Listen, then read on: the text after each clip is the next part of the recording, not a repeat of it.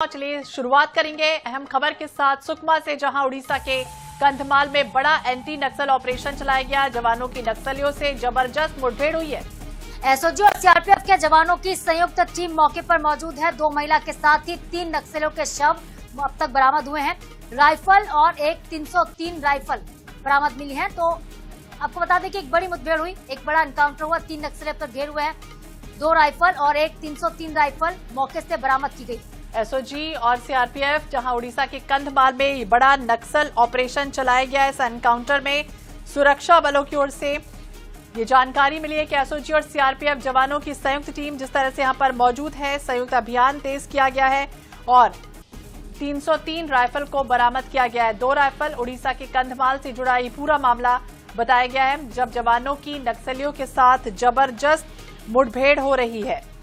तो बता दें आपको कि एक डेडलाइन है 2026 तक, और इससे पहले ही बहुत सारे नक्सली सरेंडर भी कर चुके हैं।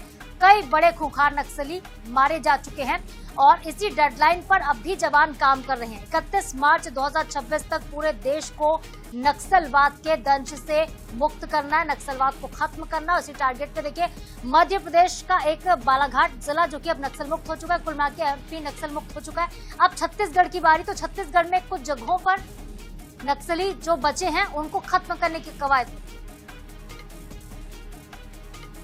और लीलाधर हमारे साथ फोन लाइन पर जुड़ गए हैं। इस मुठभेड़ पर ज्यादा अपडेट वो देंगे।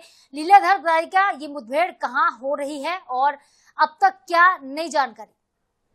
देखिए, सबसे पहले हम अपने दर्शकों को बताना चाहेंगे कि 31 मार्च 2026 जो गृह मंत्री, केंद्रीय गृह मंत्री अमित शाह जी ने कहा था कि 31 मार्च 2026 तक नक्सलियों को पूरी तरह से समाप्त किया जाएगा, उसी कड़ी में इसको देखा जाएगा। उड़ीसा के जो कंधमाल में बड़ा एक एंटी नक्सली ऑपरेशन चल रहा है, जिसमें एसओजी और सीआरपीएफ के जवानों ने यह मुठभेड़ किया है, जिसमें 3 नक्सली मारे गए हैं, जिसमें 2 इंसास राइफल और एक 303 भी बरामद हुआ है। यह मुठभेड़ कल रात में हुई थी। अभी सर्चिंग अभियान फिलहाल जारी है। हो सकता है नक्सलियों की मरने की संख्या और भी बढ़ सकती है। बिल्कुल, 2 महिला समेत 3 नक्सलियों का शव बरामद हुआ है। इसके अलावा क्या क्या सामान मिला ये भी जरूर बताइए, क्योंकि लगातार सर्चिंग अभियान जिस तरह से तेज किया गया उसके मद्देनजर ये तो जानकारी मिली है कि रिवॉल्वर, 303 राइफल और इसके साथ साथ